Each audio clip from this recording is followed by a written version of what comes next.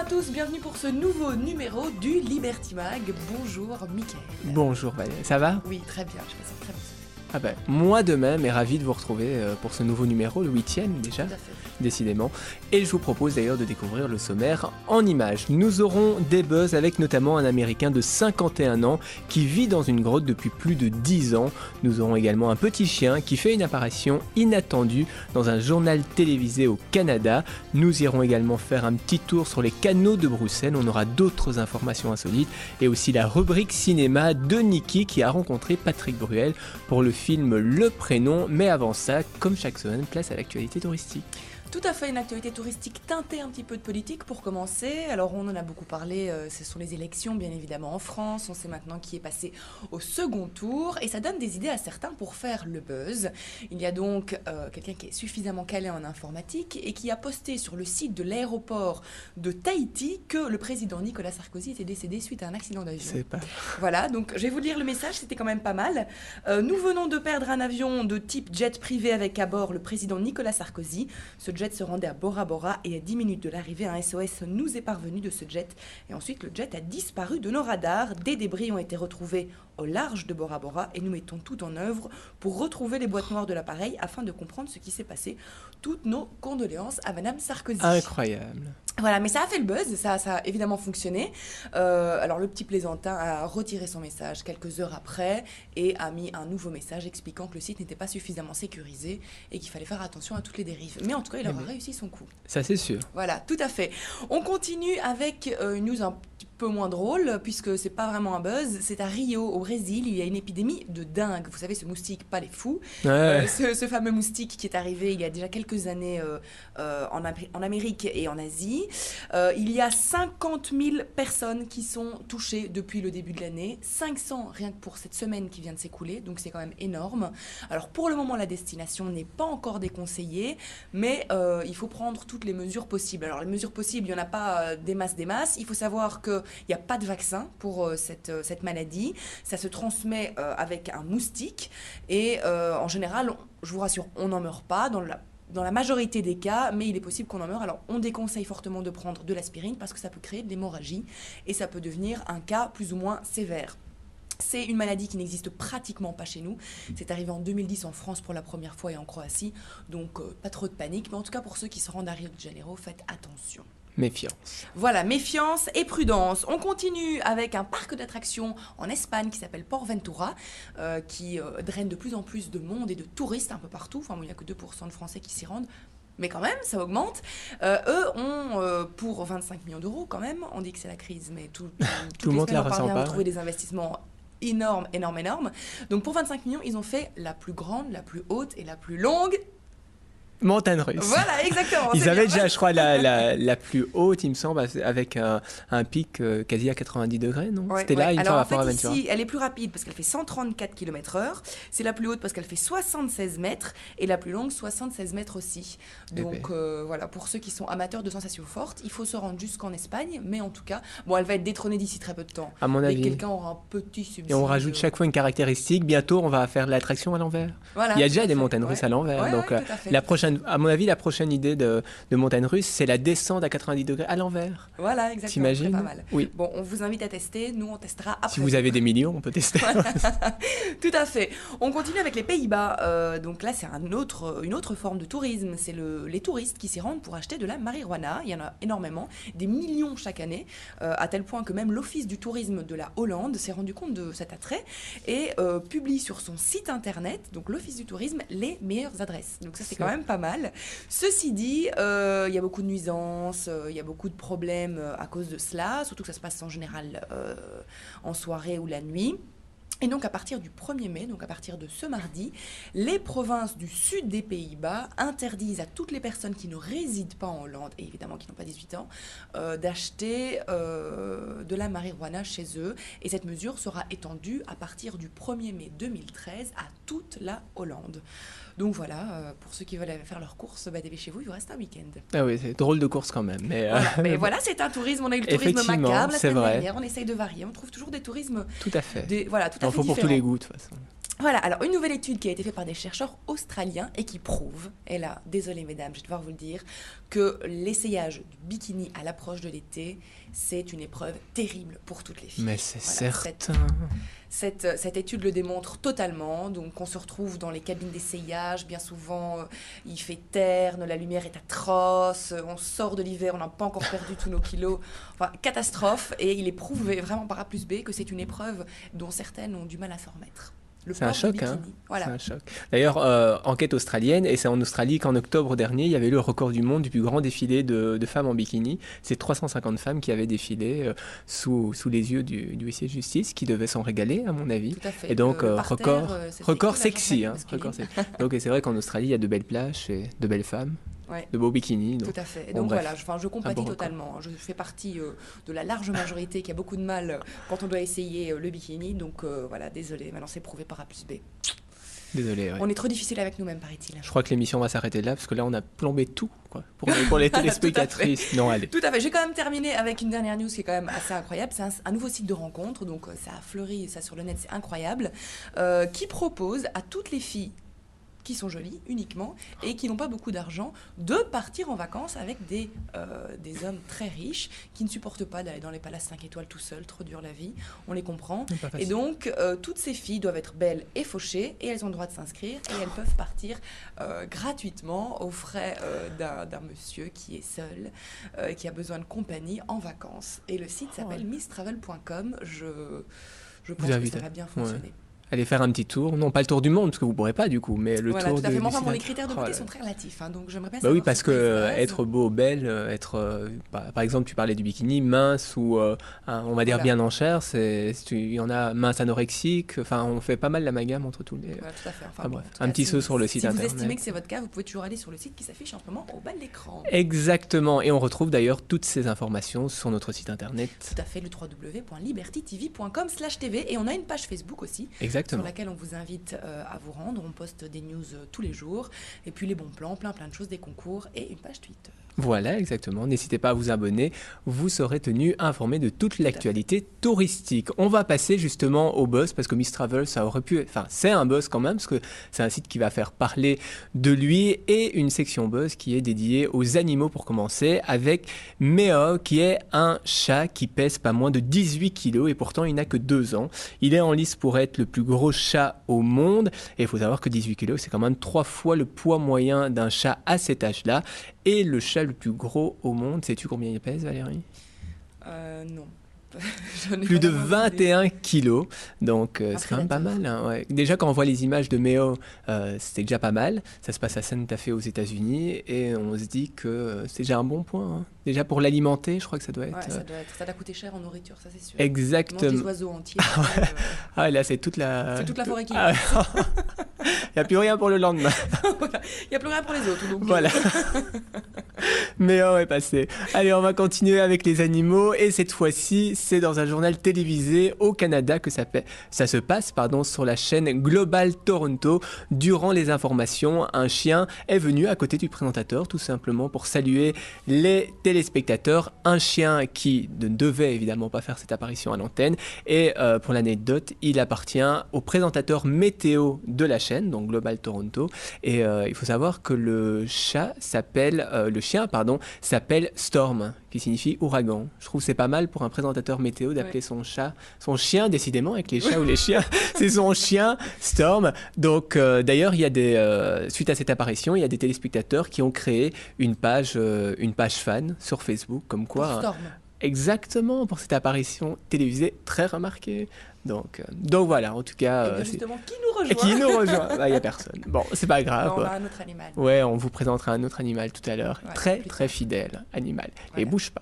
Alors, on va terminer cette série de buzz animaliers avec une partie de chasse qui a failli mal tourner. Ça se passe aux États-Unis à nouveau. C'est en Floride où une dame de 52 ans, Lisa Simons, a été... son mari lui a tout simplement tiré dessus. Je ne sais pas comment je peux dire. Qui lui a tiré dessus. En fait, ils étaient partis chasser en Floride et le mari a vu une silhouette qui s'approchait de lui.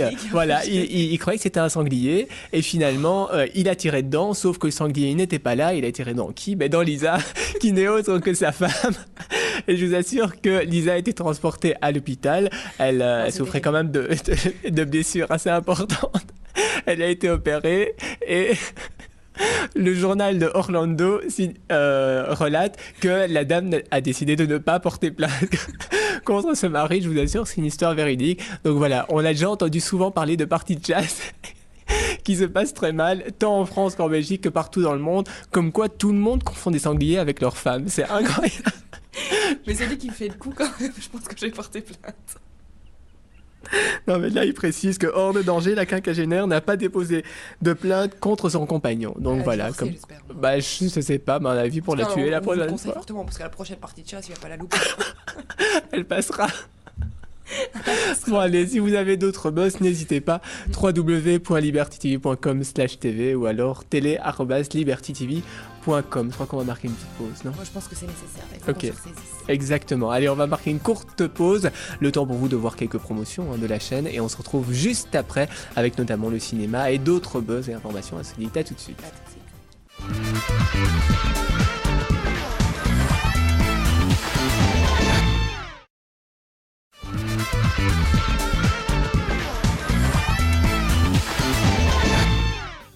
Et voilà, on est ravis de vous retrouver pour cette déjà deuxième partie. On a repris un peu d'air. Notre esprit, ouais. Mickaël s'est ressaisi.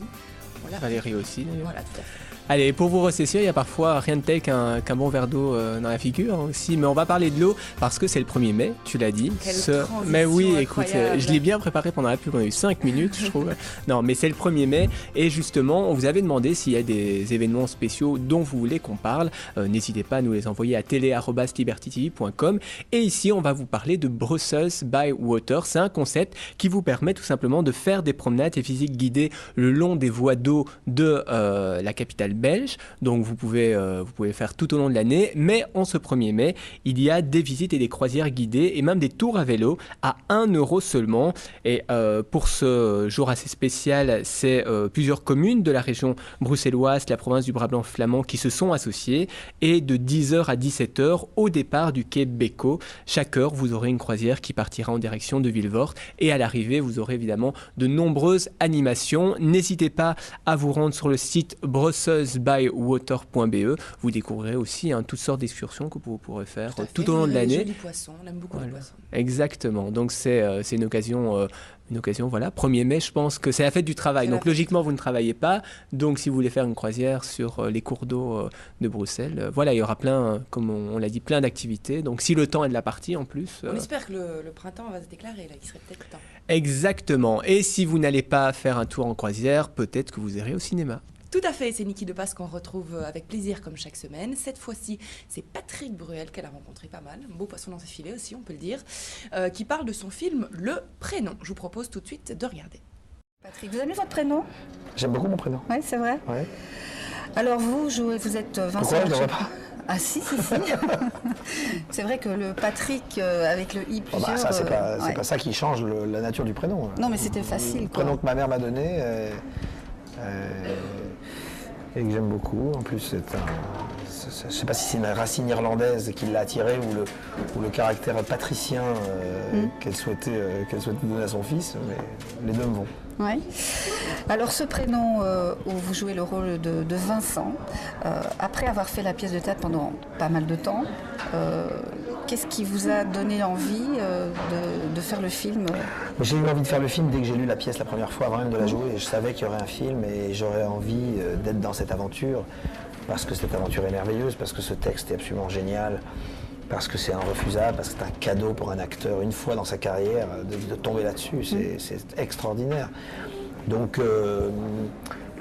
j'ai tout fait pour être à la hauteur et pour qu'on me demande de faire le film, oui. Ouais. C'est vrai que vous êtes à la hauteur, moi j'ai beaucoup ri, vous m'avez fait beaucoup rire. Merci. Ça a été extraordinaire. Un film comme ça, moi je veux bien en voir chaque semaine. Donc, ça moi je voudrais bien en jouer chaque année, avec plaisir. Ouais, c'est déjà ça, donc vous l'avez fait, c'est magnifique. Alors c'est vrai qu'il y a énormément de rebondissements, on ne s'attend pas du tout. On est cueillis, oui, franchement, tout le temps. Oui. Mais comme je l'ai été quand je l'ai lu. Ouais. Quand je l'ai lu, j'ai eu la même réaction que vous, je me suis fait avoir sur tout. Mais toute la ligne jusqu'au bout. Parce que, comme je l'ai dit tout à l'heure aux deux réalisateurs, on rentre en même temps que vous dans la pièce, on s'assied. Vous êtes le 6e invité. Oui, c'est ça. Ouais. Et ça, c'est vachement bien réussi, je trouve. Et ça vous laisse tellement pantois que vous ne parlez pas. Vous regardez et vous éclatez de rire, vous en prenez tour à tour plein la gueule parce qu'on prend parti pour ces personnages, on les aime. Alors quand ils prennent un coup dans la tronche, on le prend nous aussi, spectateurs. C'est vraiment c'est jubilatoire. Voilà, donc on voit, c'est vrai que le prénom, c'est quand même important. Tu aimes bien ton prénom, toi ? Oui, ça va. Mais c'est vrai qu'on se posait la question cette semaine, et si on devait changer de prénom ? Il y en a qui le font, mais ça coûte quand même quelques centaines d'euros, je pense, à l'administration. Moi, je devais changer de prénom. C'est vrai ? Oui. Ben, on le taira, parce que c'est le principe du film aussi, non ? Voilà, tout à fait. Exactement. Tu me le diras dans l'oreillette ? Si vous ne voulez pas savoir la fin, coupez tout de suite votre Non, non, quel prénom ? Ah, flûte, je croyais y arriver, mais malheureusement non. Enfin, si vous voulez changer de prénom, si vous avez fait l'expérience de changer de prénom, bah, n'hésitez pas à nous écrire, hein, ça aurait pu... c'est mais une anecdote. Parfois, si on parvient à prouver que le prénom est insultant... Oui, ça. On vous le souhaite pas. C'est comme la famille Renault qui avait appelé leur fille Mégane, Renault Mégane. Donc voilà, ça c'est vrai que ça peut... Il y avait en Égypte une famille qui a appelé sa fille Facebook. C'est pas vrai. Si.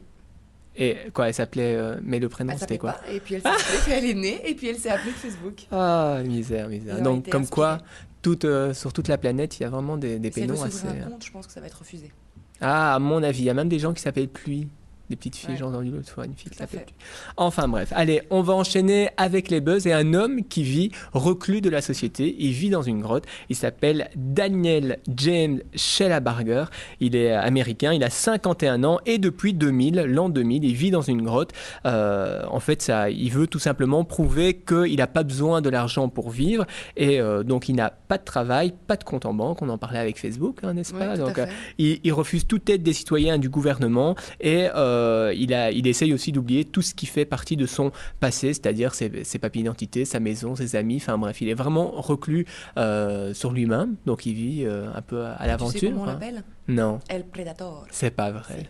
Eh ben voilà. Comme quoi, c'est vrai que c'est un autre prénom. Mais donc voilà, il vit dans les canyons de l'Utah et c'est là qu'il va en forêt, non pas chasser, hein, comme notre couple d'Anglais qui s'est fait tirer dedans, mais il va en tout cas... C'est la femme qui s'est fait tirer. Ouais, c'est vrai, c'est le mari, mais il avait rien à manger en rentrant, quoi. La revanche sera sévère. Ouais, j'ai quelques idées, hein, si elle veut me contacter. Exactement. En tout cas, donc, pour revenir à notre... comment tu l'appelles ?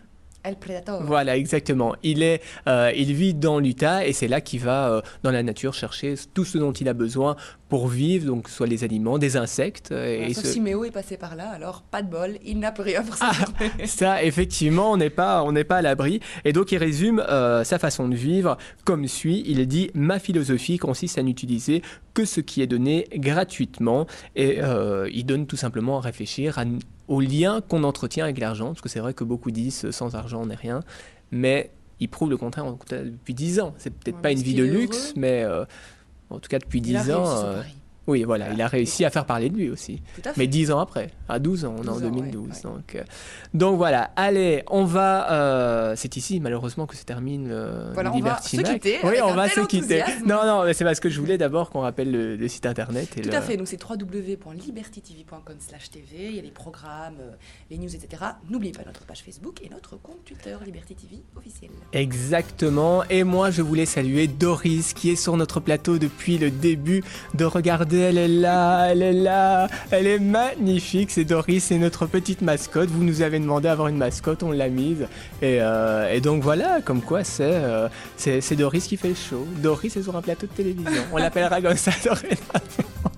En tout cas, Doris sera ravie de vous retrouver la semaine prochaine si vous êtes toujours là, si on ne vous a pas dégoûté de l'émission. En tout cas, nous, on sera ravis de vous retrouver la semaine prochaine, toujours en pleine forme. Exactement. On a une semaine pour se recharger, mais on n'est même pas déchargé. On a un peu de congé, donc c'est une semaine un petit peu plus courte. Et ceux qui font le pont ont 2 jours de congé, donc un week-end de 4 jours. Allez, on vous embrasse. Belle suite des programmes sur Liberty TV. Merci de nous avoir suivis. À très bientôt.